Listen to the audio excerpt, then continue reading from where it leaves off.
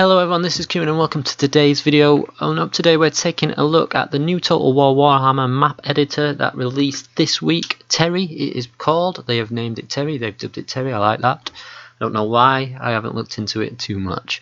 So anyway, let's get into some basic things. What I want to do is basically in this video is give you a general oversight, a small oversight. I'm new to this myself, so I don't learn all the keys, but I know people have been asking how to do certain things. Now they've released a hotkey link on their Total War wiki page. So what I'll do is I'll leave a link in the description for that, because that helped me massively when I was first playing around with this. Now all I'm going to do is just basically show you some of the things you can do on this, some of the buildings you can put in. It's going to be a short 5-10 minute video if that, and basically go through some keys with you.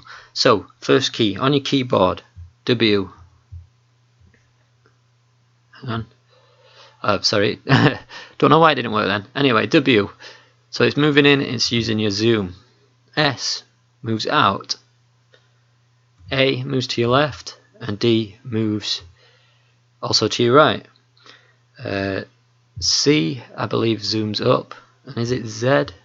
Z moves in to a camera angle. Anyway, let's get a bit closer in. I'm not sure where our little object's gone there. Z zooms it out. C, obviously you can move up, and then with your middle mouse button, and X moves down again. So you adjust into your X angle there, so you can play around with your angles. Anyway, let's just zoom in. Using your middle mouse button, obviously, just like on the actual gameplay, you can drag the mouse forward. You can drag to the side, to the left and right. But to actually use a rotate, which is much smoother and more fluid if you use the middle mouse button, you have to hold Alt and middle mouse button, and that'll give you a fluid motion. As you can see, obviously you've got a grid here for each individual square. We'll just take an overview by going to the settings and changing the perspective to orthopedic, and you can see just the scale of the map you have to play around with here. We slightly saw it when I zoomed out using the Z key, but yes, you can just see how big this map is that you can play around with. Now you've got certain keys here. Now it's not going to show exactly what they're saying on like it does on my PC, but here you have a terrain height map, you have a terrain texture painting, terrain painting other, and obviously terrain forest painting. So what we're going to do is I'll just quickly show you a forest. So what you can actually do is paint in the forest.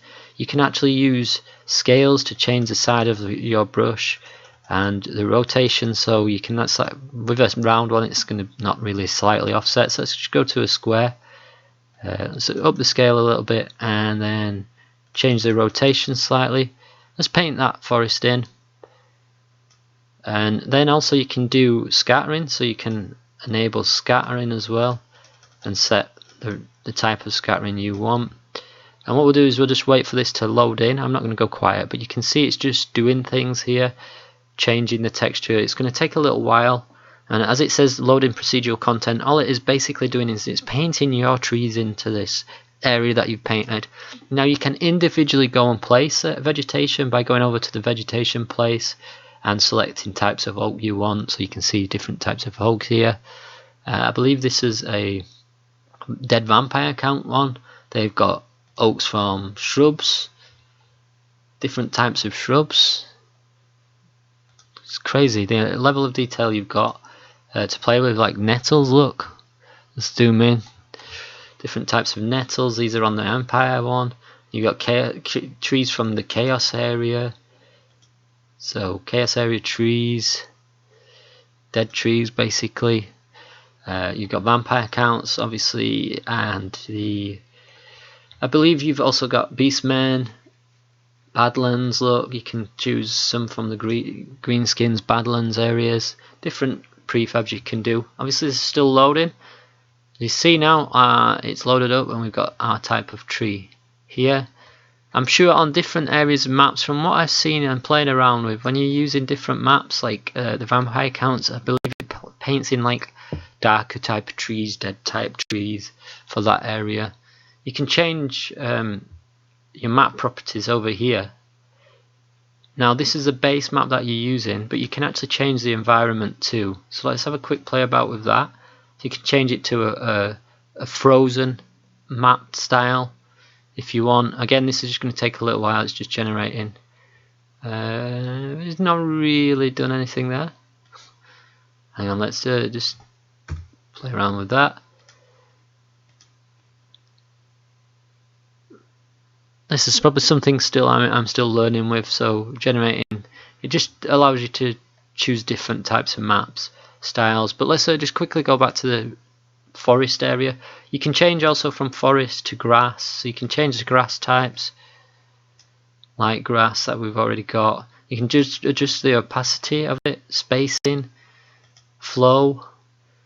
You can adjust into mud, so you can create nice like swamp areas basically as well.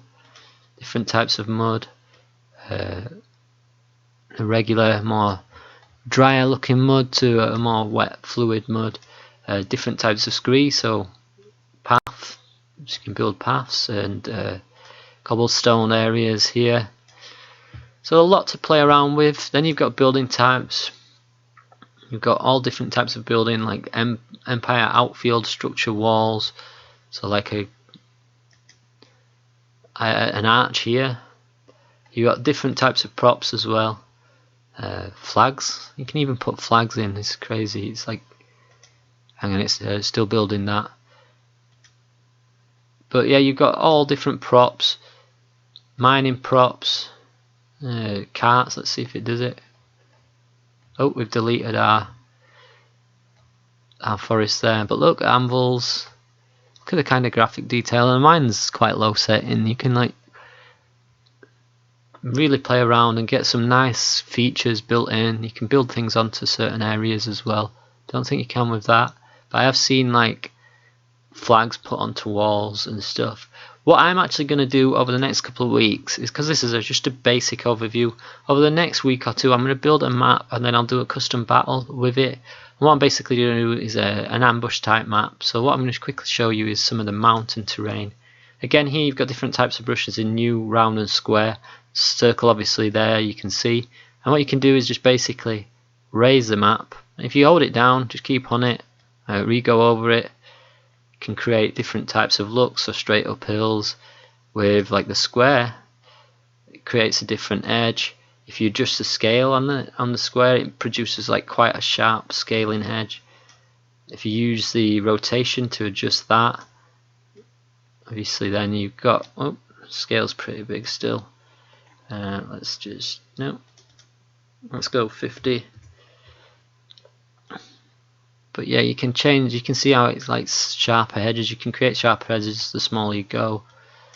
Obviously I've got quite a high ridge here. So you can create really nice sharp structured textures. If you press your H button, you can see the different style of terrain you've created as well with a heat source map.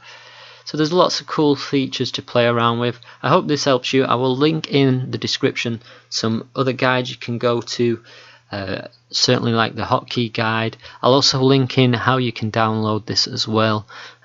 You've got instant access straight away. You've just got to sign up for it in Steam using properties, go to tools, preferences I believe, but there is, I'll include the link in the description where you can go and play around with this via your Steam account. Once you've done that, there's like certain keys you've got to put in, and they're on that actual linked area, so you will have to take a good look. Hopefully this has helped you. I'm going to build some cool maps over the next few weeks, or try and build some cool maps. I'm still figuring it all out, and hopefully I'll bring a more comprehensive tutorial soon. Thank you for watching. Please leave a like, comment, share and subscribe if you feel inclined as well.